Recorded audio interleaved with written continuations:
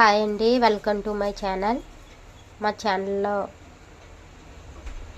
ఛానల్లో అయితే ములక్కాయ కోడిగుడ్డు మా స్టైల్లో ఎలా వండుతామో చూపిస్తానండి. ఇప్పుడు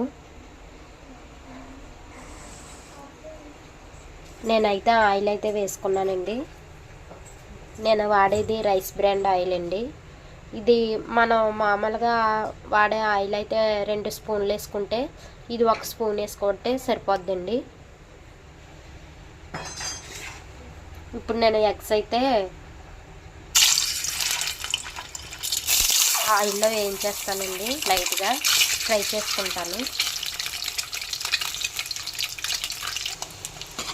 ఎగ్స్ అయితే అయిపోయినాయండి. లైట్గా ఫ్రై చేసుకున్నానండి నేను.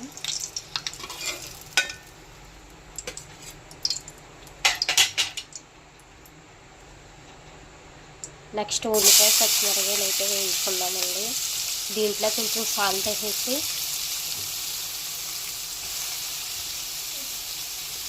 సాల్ట్ వేయడం అనేది తొందరగా మగ్గుతుందండి ఉల్లిపాయలు అనేవి.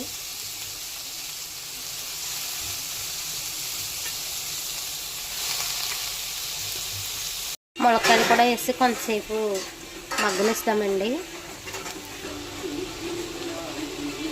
కొంచెం కారం అయితే వేసుకుంటున్నానండి.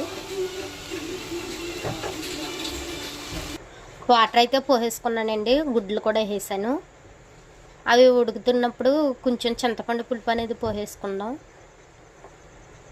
తర్వాత కర్రీ అయిపోయినప్పుడు మళ్ళీ వీడియో చూపిస్తానండి. చింతపండు అయితే వేసేస్తున్నానండి.